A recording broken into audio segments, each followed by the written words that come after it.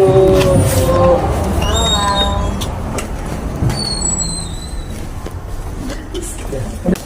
Iya, ada apa? Kami perwakilan dari kelas 105 kelompok 3 ingin mewawancara Ibu mengenai kegiatan kelima kami dengan judul dampak media sosial terhadap psikologi siswa. Apakah Ibu berkenan untuk diwawancarai? Iya, saya berkenan. Terima kasih, Bu.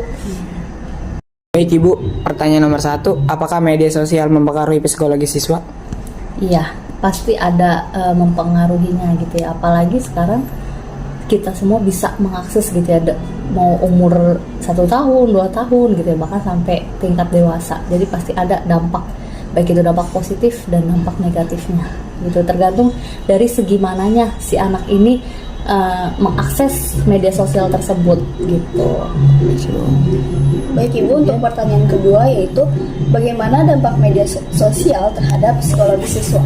Ya, biasanya kalau untuk dampak negatif ya, dia ada kecenderungan kecemasan. Jadi ketika dia tidak membuka media sosial, contoh misalnya Instagram gitu ya, dia sehari nggak buka itu dia nggak bisa. Jadi dia cemas, takutnya nanti ada temennya yang nge-DM, atau misalnya apalagi sekarang kayak ada TikTok gitu ya. Jadi dia kalau sehari nggak main TikTok nggak bisa. Dan bahkan sekarang ada pelajar yang dia karena keseringan joget TikTok, jadi ketika manggil temennya goyang gitu ya, jadi pakai tangan yang gimana gitu, itu jadi ada gitu. Tapi dampak positifnya itu kamu bisa langsung cepat apa sih berita up to date hari ini gitu ya. Misalkan kayak kemarin ya ada pelantikan presiden, menteri gitu kan, dan langsung tahu oh tanggal sekian ya. Terus apalagi kita mau pemilihan gubernur, jadi kamu langsung tahu nih kira-kira si A apa sih visi misinya, si B gitu. Itu sih dampak untuk positifnya gitu ya. Nah negatifnya tadi bisa juga dia nanti mengalami depresi seandainya dia sehari nggak main TikTok gitu ya, atau dia nggak dibolehin sama orang tuanya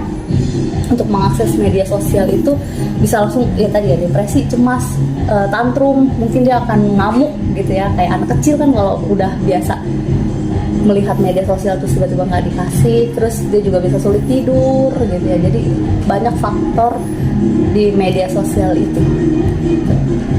Baik, buat selanjutnya Bu, kan di media sosial itu banyak kayak pembulian atau cyberbullying.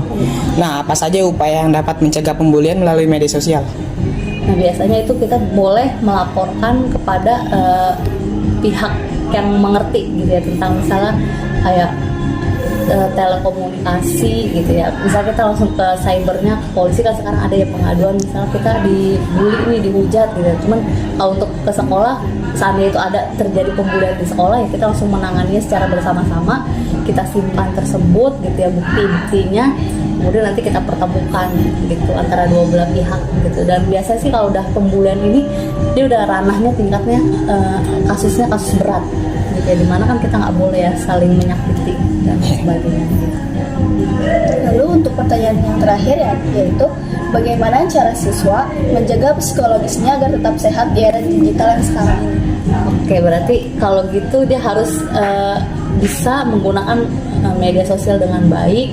Yang pertama yaitu dengan hal-hal positif. Jadi kita cari tahu di media sosial itu ilmu yang kira-kira buat perkembangan kita nantinya gitu. Misalnya kamu nih, gimana sih cara gaya belajar yang enak gitu kan, atau misalnya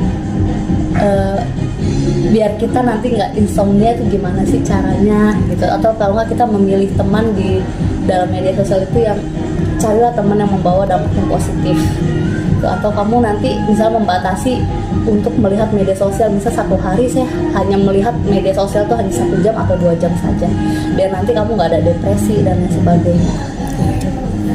Baik.